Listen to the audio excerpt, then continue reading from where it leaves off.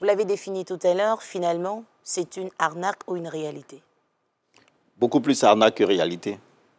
C'est beaucoup plus d'hallucination qu'autre chose. Dans la plupart des cas, les gens s'en sortent le cœur en lambeaux parce qu'ils croient se faire du bien alors qu'ils sont en réalité en train de se faire du mal.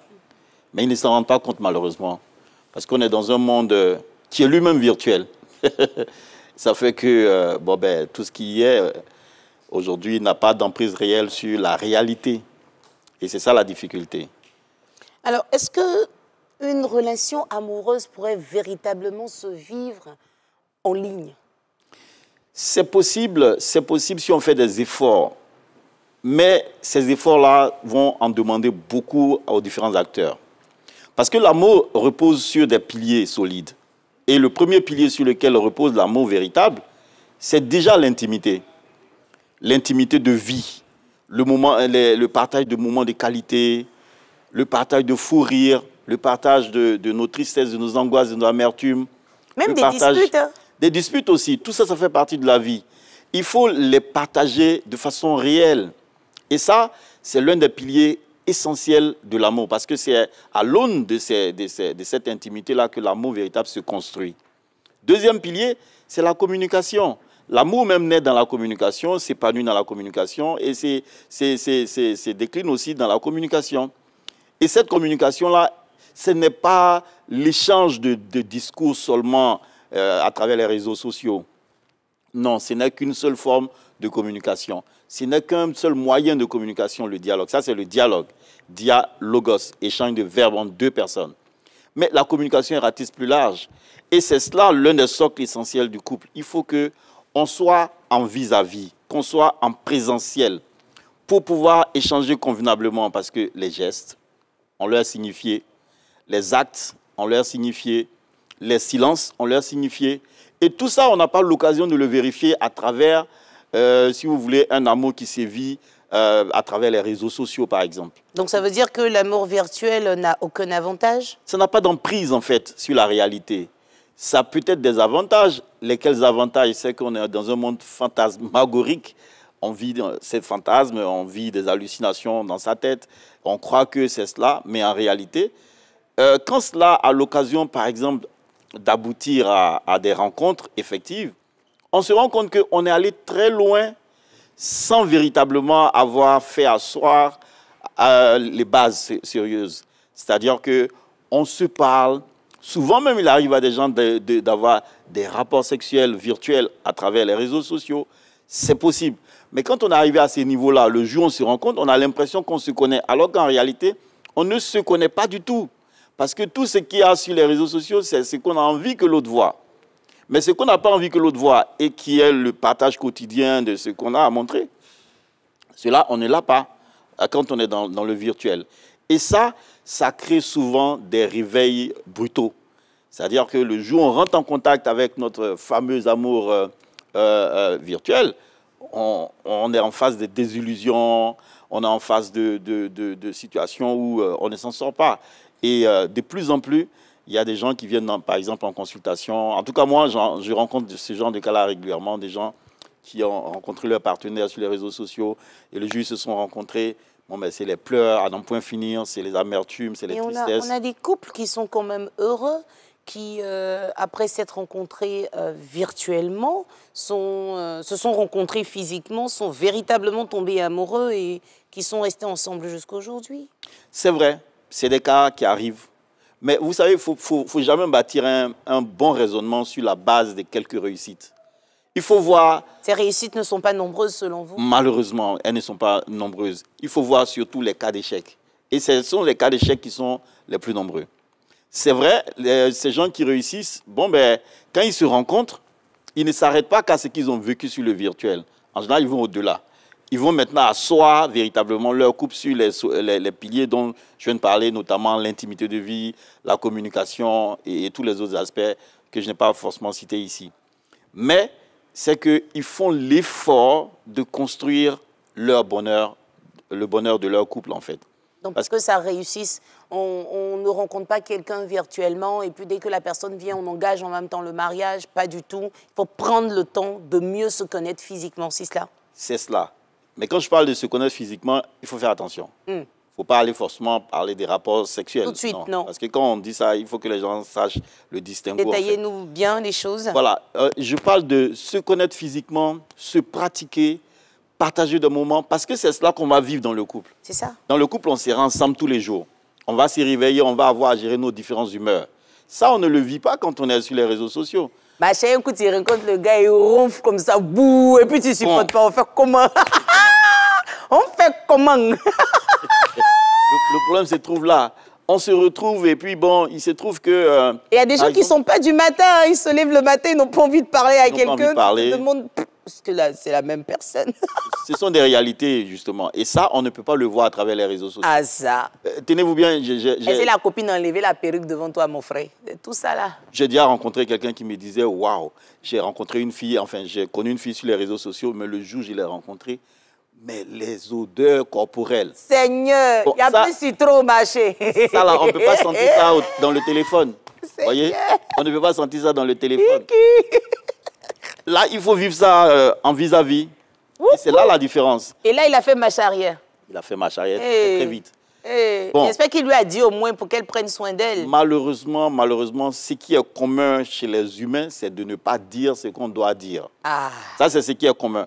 C'est pour ça que les gens se plaignent toujours de l'hypocrisie, alors que l'hypocrisie fait partie de la nature humaine.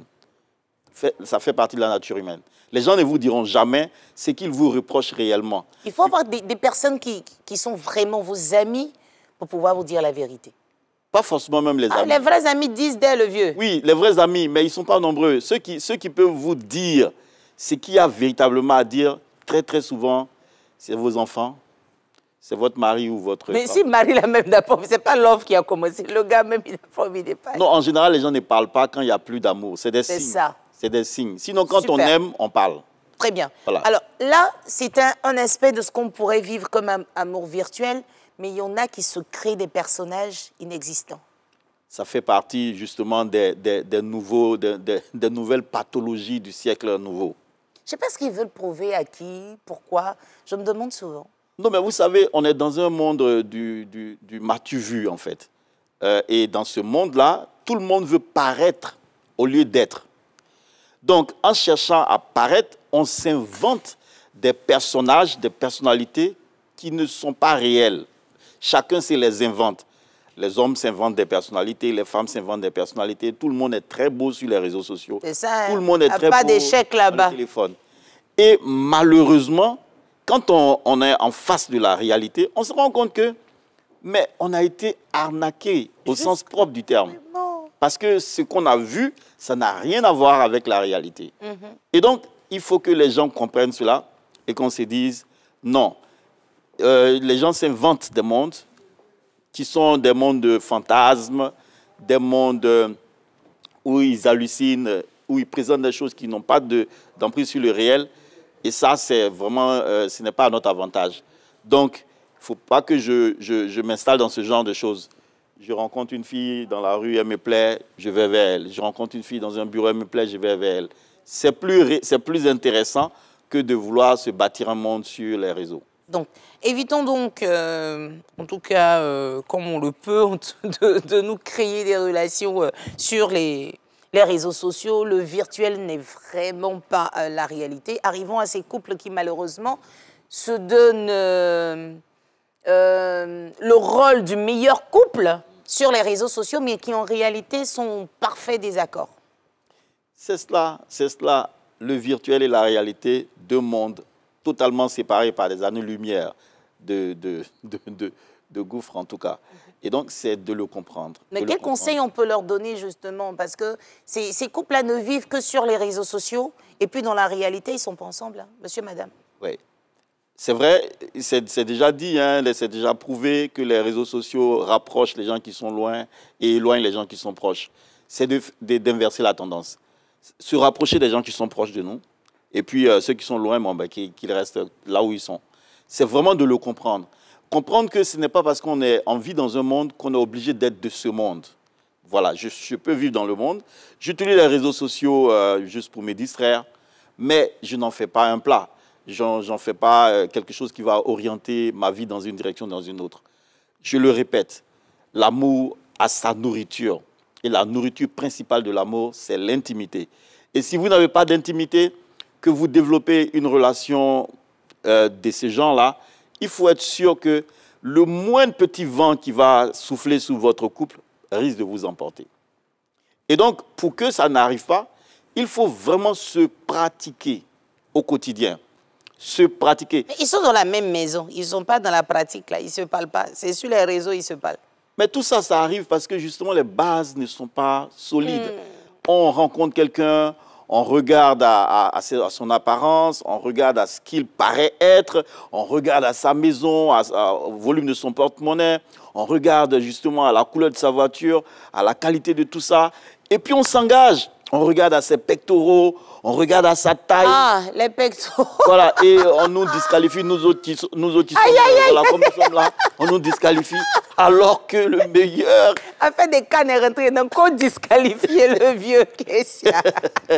Non mais c'est sérieux, c'est sérieux. On ne regarde pas à ce qui est important. Ce qui est important, c'est les bonnes questions qu'on doit se poser. Qu'est-ce qui me rend heureux, moi? Il faut que je le sache avant même d'aller vers quelqu'un. Quand je sais ce qui me rend heureux, je cherche en ce moment-là la personne auprès de qui je peux retrouver cela. Si moi, ce qui me rend heureux, par exemple, c'est de partager des fous rires, je ne peux pas aller me mettre avec une femme, par exemple, auprès de qui je ne peux pas rire. Mamie grognon. Voilà. Si vous allez dans un tel couple, vous allez voir que, bon, ben, elle est très belle, la dame, ou bien le monsieur, il est très beau, il a la taille que vous voulez et tout, mais il ne vous fait pas rire, alors que c'est ce qui compte pour vous. Et des gens, si leur tête là, c'est dans le papier matin, midi, soir, ils n'ont pas le temps de rire, bon. C'est compliqué. Donc, si ça compte pour vous, il faut chercher le partenaire. Moi, comme ça, là, tu ne sais pas rire, c'est compliqué. Vous voyez, non? On va se laisser quelque part. Effectivement, il y a des gens comme ça. Oui. Ils ne rient pas, ils ne participent à rien, tout est sérieux. Donc, il faut trouver quelqu'un qui est sérieux là-bas. Il faut justement qu'on ait le temps de se côtoyer, de vivre des choses dans la réalité, afin de pleinement vivre son amour. Conseil pour bien célébrer la Saint-Valentin? Jour dédié spécialement à l'amour, même s'il faut célébrer l'amour tous les jours. Il faut se lâcher. C'est vrai, la Saint-Valentin, c'est juste un symbole. Le vieux, c'est mercredi des cendres, il faut se lâcher comment? Non, bon, les cendres, ça c'est pour notre spiritualité, mais la spiritualité ne rentre pas en conflit avec l'amour. La Bible dit que tout nous est permis entre... Enfin, je parle des gens qui sont dans le couple. Tout leur est permis. Je ne parle pas des gens qui ne sont pas mariés, hein. Je parle des gens qui sont mariés. Donc, ceux qui sont mariés, tout leur est permis. Le vieux, on jeûne, hein? On jeûne la journée, le soir, on se retrouve. Ça fait partie du jeûne. Ça fait partie... Ça fait partie du jeûne. Comment ça fait partie du jeûne? Mais si on lit la définition du jeûne dans la Bible, bon, moi je ne veux pas faire de la théologie ce matin, mais on se rend compte que le jeûne aussi, c'est le fait de laisser libres les esclaves, le fait de ne pas être méchant. C'est la liberté. C'est tout ça. C'est tout ça, le vrai jeûne. Je suis en train de rigoler parce qu'il y a des personnes qui exagèrent justement. Elles sont chrétiennes, ils sont chrétiens, mais c'est à peine qu'ils peuvent dire à leur femme « je t'aime », c'est à peine qu'ils peuvent dire à leur... enfin, qu'ils peuvent prendre le bras de monsieur pour marcher. Bon, c'est vrai, on jeûne de quoi? De 6h à 18h. Après, on peut se retrouver et partager des moments intimes. Le jeûne commence aujourd'hui, mais ce soir, madame peut faire quelque chose pour égayer la maison, monsieur aussi, n'est-ce pas? Mais il ne faudrait pas que la spiritualité, à un moment donné, nous emmène à nous oublier. La dame qu'on a vue tout à l'heure, elle était super belle, bien habillée, bien maquillée. Aujourd'hui, il y a des chrétiennes. Oh mon Dieu! Oh mon Dieu! C'est pas bien coiffé. Bon, même si on n'a pas envie de se maquiller, mais on est propre, on est bien mise. C'est important, n'est-ce pas? Absolument. Pas qu'on se cache après derrière la religion. Ça, il y a un grand homme de Dieu qui dit « When you spiritualize everything, you end up telling spiritual lies. » Le vieux a fait des cannes, les anglophones sont venus ici, là, j'ai appris pour tout en même temps. Il y a qui fait ça. Voilà. Voilà. Ça dit que quand vous spiritualisez tout, vous finissez par dire des mensonges spirituels. Vous voyez, non? Il ne faut pas tout spiritualiser. Il faut pas tout spiritualiser. Notre Dieu, c'est un Dieu qui aime qu'on lui donne des choses vraies et des choses qui sont bien. Ce n'est pas parce que je gêne que, par exemple, je ne vais plus être bien mis.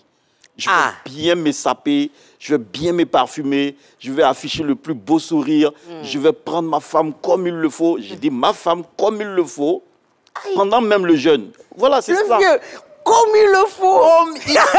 le vieux, pardon, on est arrivé. Vive l'amour, le vieux. Merci. Mes respects. Aïe, qu'est-ce qu'il y a? Comme il le faut. Bon, le vieux, on est arrivé. Conclusion. Conclusion. Il est debout. Le vieux, mets-toi. Lever. Oui, mets-toi là. Vous savez Regarde, dormir. la caméra est devant toi là.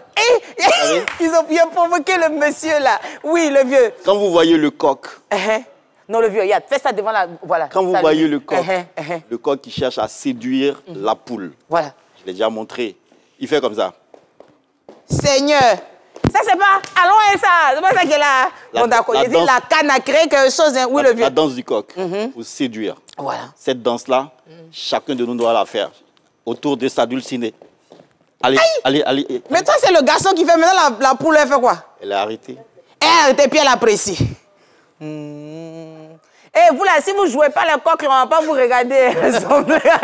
Il dit tout le monde. Non, ils vont apprendre à faire. Allons, et ça. Oh, mais magnifique. C'est vrai que rien n'est acquis. Il faut travailler à garder l'amour. Dernier conseil à tous ces couples qui nous regardent, s'il vous plaît. Et un petit conseil, un petit message aussi à ceux qui dépriment quand on parle d'amour, parce que ces personnes-là se sentent très seules. C'est pas la fin du monde. C'est pas la fin du monde. Vous savez, l'amour peut se rencontrer à tous les couloirs. Sortez, faites des rencontres. Et vous allez voir que le meilleur reste à venir. Merci.